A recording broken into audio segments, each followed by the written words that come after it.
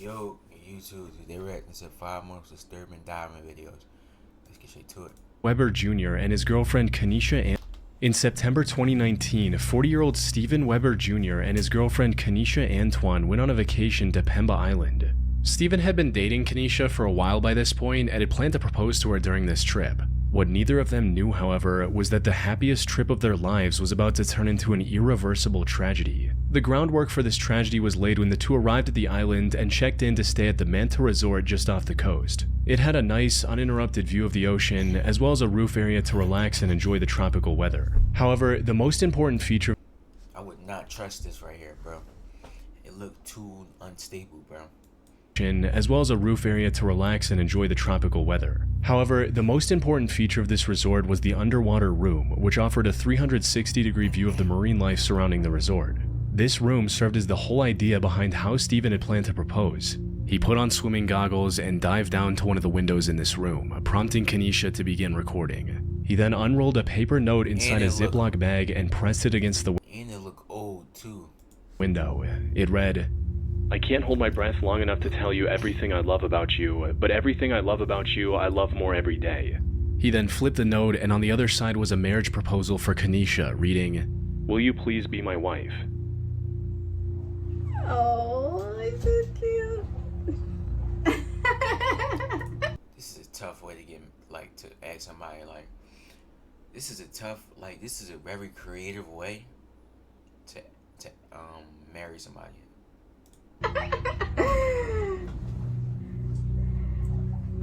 What?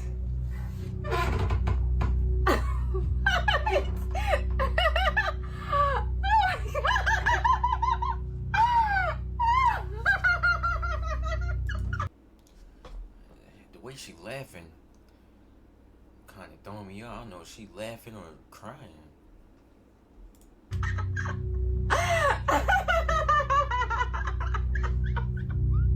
He'd also showed the wedding ring he'd brought for this occasion before swimming up to hear Kanisha's response. At this point, Kanisha stopped recording and rushed to the surface floor, eager to give her answer. But once she looked outside, instead of a smiling Stephen, she saw nothing. Stephen was nowhere to be seen. Kanisha climbed the roof, hoping he might have been up there. Unfortunately, there were no signs of Stephen anywhere. He had vanished somewhere between showing her the ring and swimming up to the surface. After understanding the full gravity of the situation, Kanisha called for help, with several locals rushing to her aid. Unfortunately, it took some time to find Stephen. He was floating in the water, and by that point, it was already too late. Some resort workers tried to revive him with CPR, however, it wasn't effective. Stephen had miscalculated how long he could hold his breath underwater and drowned before he could reach the surface. You can even see his hand shaking as he holds the ring near the end of the video, his body desperately telling him he needs air now. But in an effort to get his point across and make the moment that much more special, he ignores this, and unfortunately pays the ultimate price. Dang, man. That's crazy, bro. Mini Joe is a YouTube channel that occasionally posted travel videos up until 3 years ago. Most of these were typical travel vlogs showcasing the hosts of different expeditions around the world. However, out of the roughly 30 videos they've uploaded, one stands out for just how disturbing it is. This video contains a collection of footage Joe and his friends captured while doing technical dives in the Blue Hole in Dahab, Egypt, which is often considered the deadliest diving spot in the world. There are a few conflicting reports on the total number, but most people agree that somewhere between 130 and 200 divers have met their end while trying to reach its depths. That is an average of 8 lives lost per year, and unfortunately, the total is still going up. What's worse is that the remains of many victims are never recovered, which is exactly what made Mini Joe's video so unsettling. Their dive started off like any other, but as they descended deeper, they came across the tanks, lines, and suits of those who came before and never made it back. Some of the remains were wedged into narrow crevices on the ocean floor, hinting at what might have gone wrong for them. Most were also taken over by the environment, suggesting they might have been down there for years. Above all, these encounters served as a constant reminder of the true danger of technical diving. Divers often have to carry multiple heavy tanks before they can even begin the descent. Then, once they're in the water, they have to constantly monitor their oxygen levels while also staying aware of their surroundings. Things only become more dangerous the deeper they dive, where even a moment's distraction can quickly turn fatal. However, all of this is true for any dive, regardless of the location. What makes the Dahab Blue Hole even more dangerous is the false sense of security it provides. Blue holes, for those who don't know, are like vertical caves in oceans that go a lot deeper than the surrounding ocean floor. And the one in Dahab, I don't know, bro. Anything involving the ocean, bro, can't do it. Egypt, is an even more extreme version of that. One of the biggest contributors to its deadliness is its depth of about 426 feet, or around 130 meters, which isn't very apparent from the surface. It's also an almost vertical drop to the bottom. This catches many new divers off guard, causing them to miscalculate their gas levels and tragically become another name on the memorial near the diving site. One of the most well-known cases of this is 22-year-old Yuri Lipsky, a Russian diving instructor with plenty of experience under his belt. However, he had no prior experience with the Dahab Blue Hole, resulting in it taking his life. The footage from his recovered diving camera showed him descending into the depths faster than expected, struggling to keep his gas levels in check, trying to quickly slow down his descent, causing the buoyancy device to burst, and eventually succumbing to nitrogen poisoning in just 4 minutes after starting his dive. However, the sheer depth is only one part of this blue hole's danger. As Mini Joe's video demonstrated, the other part of its lethality comes from the network of partially collapsed caves littered throughout the area. They promise incredible views and look like prime diving spots at first glance, but in all reality, they are deceptively difficult to navigate through. Narrow passages and jagged rocks are everywhere. A single mistake can leave a technical diver stuck in one of these caverns with no way out until their gas tanks inevitably run out. The terrain also makes recovery extremely difficult, and many families of the fallen often opt to just leave their loved ones down there so as not to endanger even more lives in recovery attempts, which explains why Joe came across so many diving suits in his video. In July 2016, a diver named Jacob Childs went on a group diving trip off the coast of southeast Queensland, Australia. The boat stopped roughly 35 miles or about 56 kilometers off the coast, and Jacob was the second to last person to dive. However, a minute after entering the water, the diving line slipped out of his hand. He thought he could swim back to the boat and start over, but as he got closer, he was shocked to realize the rope had been pulled in. And before he could think of what to do next, a strong current swept the ocean's surface and separated him from the Look how that just happened, just that quick. As soon as he dived in there. Happened quick, man. boat. To make matters worse, the captain of the boat also sped off to go fishing while everyone was diving. By the time the other divers got back to the boat and realized Jacob was missing, he was already completely out of their view, leaving him stranded in the middle of the ocean 35 miles from the nearest piece of land. That said, the distance from land was the least of Jacob's worries at that moment. For starters, the water around him was nearly 20 degrees Celsius, which is about 68 degrees Fahrenheit. This wasn't nearly cold enough to make him freeze up and pass out immediately, but it was cold enough to slowly sap away his body heat, making him more susceptible to hypothermia and exhaustion with every passing minute. It was also late in the afternoon and the sun was about to go down, meaning it was only going to get worse. After a while, a rescue plane flew above him twice, but it didn't see him. And this was while it was still bright and the inflatable indicator was visible from quite a distance. He knew that once it got dark, his chances of being rescued would drop to almost zero. Well,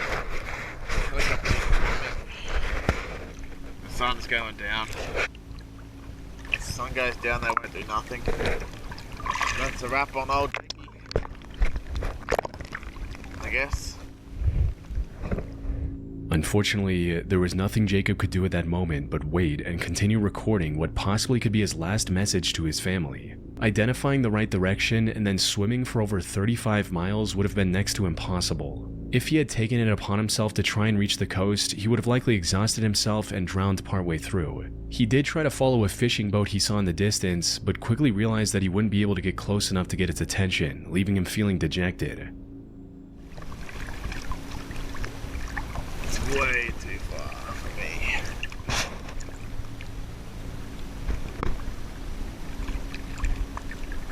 It'd be like 15, 16 meters now.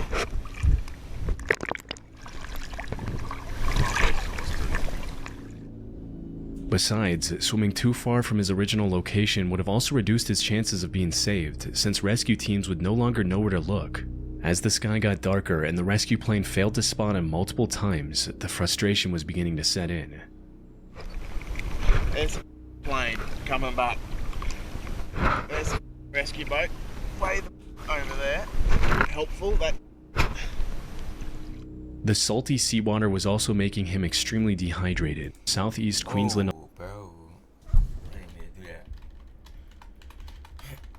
My thing is though, bro, how did the plane go past him more than that many times, bro?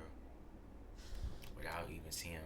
And then it's literally light outside, so there's just no way you should be not seeing him. Plane coming back. There's a rescue boat way over there.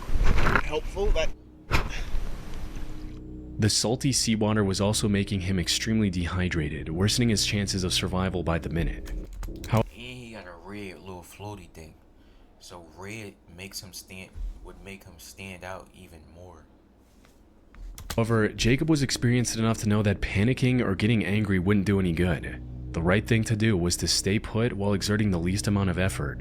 After drifting in the middle of nowhere for over 6 hours, he was finally spotted by a helicopter and brought to safety on a rescue boat.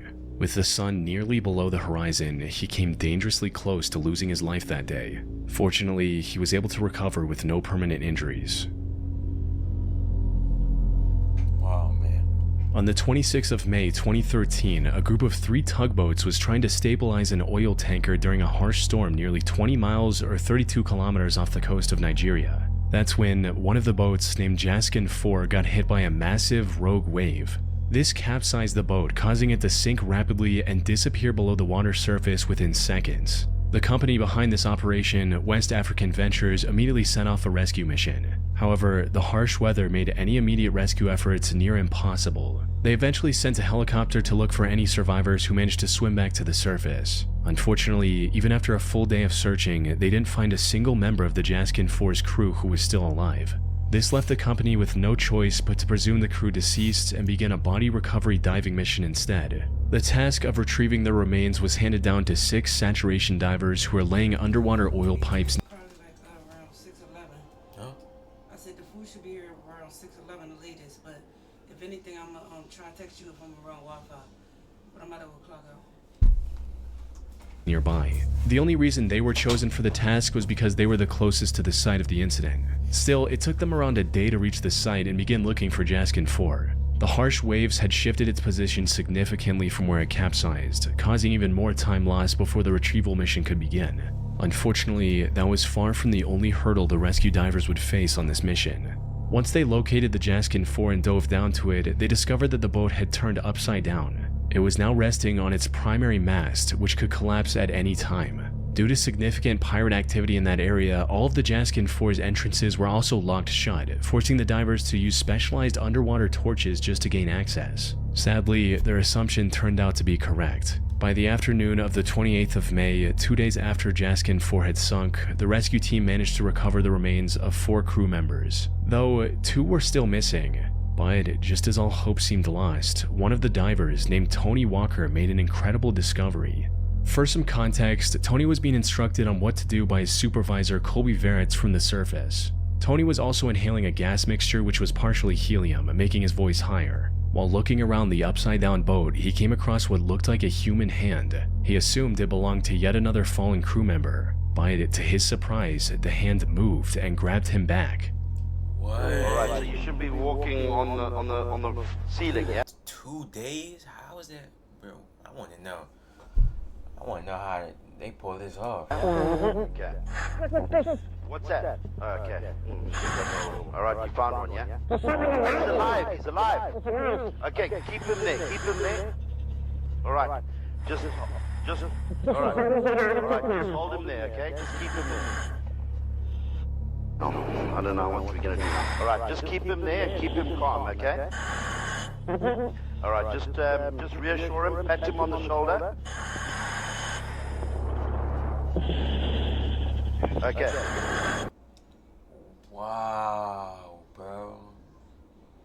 This is crazy. He's barely like over the water. Like his chest up. It's just over the water. This was 29-year-old Harrison O'Kenny, Jaskin 4's resident cook. After over 60 hours underwater, Harrison was somehow still alive. He also seemed quite aware of everything that was going on around him and remained calm to help the rescuers do their job. Apparently, Harrison was in the bathroom when the boat capsized. He tried to rush to the emergency latch, but water rushed in and trapped the crew inside. To his knowledge, Harrison was the only one who managed to survive after creating a makeshift indoor raft from plywood, cardboard, and a mattress. After finding him, That's crazy, bro. That's crazy. rescuers gave him fresh water and a harness to keep him close. However, the divers knew they didn't have much time to plan a proper rescue mission. You see, the air pocket Harrison was in was about to run out, likely in less than an hour. Harrison could end up suffocating if they didn't act quick enough. On the other hand, they couldn't just strap him into a rope and pull him back to the surface. He had already spent over 2.5 days in an extremely high-pressure environment. Taking him to the surface too quickly could have caused decompression sickness, which in extreme cases can also be lethal. Fortunately, due to their job of installing underwater oil pipes, the divers were uniquely equipped to deal with these exact issues. More specifically, they had a pressurized diving bell attached to the vessel, which they put Harrison in after consulting a doctor. Had this been a standard diving crew with regular scuba gear, they wouldn't have had anything to keep Harrison alive. Once back on the surface, he also had to spend some more time in a decompression chamber to avoid decompression sickness, and was fairly okay after that. However, while he recovered physically, the mental trauma of being trapped in an upside-down boat on the ocean floor for over 2 days with no idea if anyone was coming to save him left him with PTSD, something he is still recovering from to this day. Wow. Bro, 2 days, bro, not knowing, like, if somebody's gonna come and rescue you in the water, knowing you in the middle of the ocean. Crazy, bro. December 13, 2013, YouTuber Kodiak Thunder uploaded a video showing a near-death experience he had while diving. Unlike many other divers, Kodiak's motive wasn't to just dive as deep as he could or reach some underwater landmark.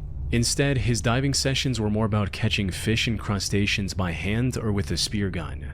But while chasing a lobster, he swam too far into an underwater cave. He managed to catch the lobster he was after, but when he turned around, he had no idea how to get out.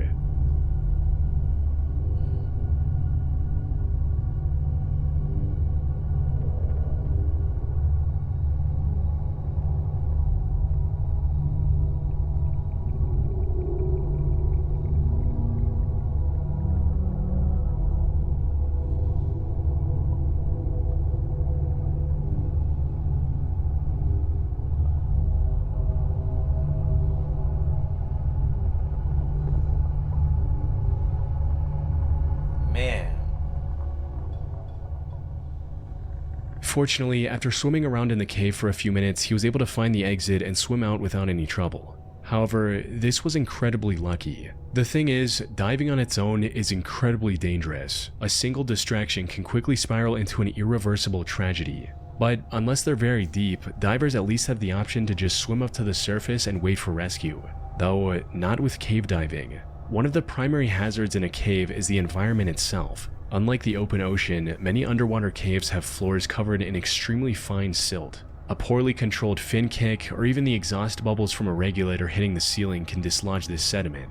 This creates a silt out, a condition where the water's visibility drops to absolute zero instantly. Divers' high-powered lights become useless, and in some extreme cases, the diver can't even see their own hands, let alone their surroundings. This also makes them unable to see their gauges or the guidelines. In short, they no longer know where they're going, where they're supposed to go, or whether they're getting the right gas mixture. At best, they can keep swimming and hope the cave is straight enough to eventually lead them away from the murky water. But if they can't monitor their gases, nitrogen poisoning can become a serious problem. It impairs both their cognitive and motor function, leaving them to take their final breaths in the cave unless someone is there to rescue them. Even then, rescue isn't always an option. Many underwater caves are extremely narrow, and with tanks and other essential gear, navigating these tight spaces becomes even harder. In most cases, there isn't even enough room to turn around, so if one diver passes out, the others can get trapped behind them and lose their lives there as well. One of the most well-known cases of this exact scenario happened on February 6, 2014, when a team of 5 Finnish cavers visited Norway to go cave diving through Plura Cave. All 5 of them were veteran cave divers and knew exactly what they were doing. They even had mapped out the exact route they planned to follow. However, as they were crossing the narrowest section of the cave, the cylinder of one of the divers got stuck, preventing him from moving forward and blocking the others behind him. The chaos of the situation resulted in 2 of the divers panicking, failing to monitor their gauges, and passing away within minutes. The other 3 barely made it out alive as well. One had to squeeze past the stuck diver by removing his gear and swimming the rest of the way, gasping for air from tiny pockets along the ceiling. The remaining 2 had to turn back and exit through the original entrance with almost no air left in their tanks. The fact that any of them made it out alive was nothing short of a miracle, highlighting the true horror of underwater cave diving. Because when things go even slightly wrong during a cave dive, even the most experienced and well-prepared divers can struggle to survive.